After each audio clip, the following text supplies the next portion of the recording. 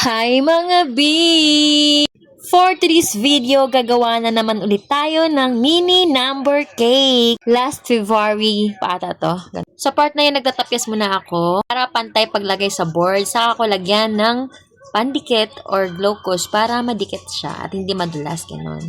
Nagtapyas ulit ako dyan sa gilid-gilid para naman mabuo yung 5 or magmukhang 5. Kasi nga may mga exist yan, kaya nilisan ko muna bago ko lagyan ng icing. Yung mga natapyasan ko, inilalagay ko rin sa pinakailalim para naman magpantay siya tingnan. Pero depende pa rin sa sitwasyon talaga. Tapos yan, nag-cut na ako. Naglagay ng icing para sa gitna. Parang yun yung pinakapalaman. Sabay patong naman dun sa part na yan, nag-prepare naman ako ng icing para ilagay natin sa top ng cake. Kaya yung pinaka dapat alam mo sa pagpo-frosting ng cake, kailangan meron ko mag-mix ng mga colors, magtansya talaga ng kulay, gano'n. Para ma-achieve mo ang pinaka-gusto ni customer na kulay or sa pinaka-team na kulay. Ito pala yung ako na bahala sa design. Nag-send lang sila ng costume ni baby tapos ay ako na bahala. Sa part naman na to, nagmamasa ako ng fondant para sa name ng cake. Tapos pina-flatten ko na siya para sandali na lang ikat. Sumawit pala ako dyan ng letter cutter.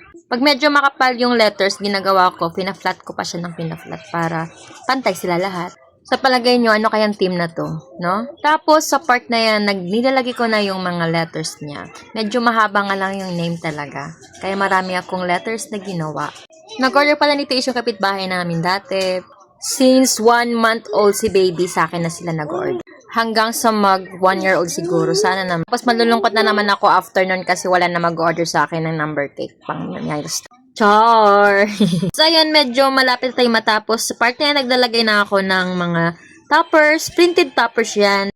Sa part dito, medyo nalalaman na natin kung sino ang ating karakter. Si Go ng Hunter x Hunter. O siya, sige na, bye-bye. Salamat sa panonood. Like and share!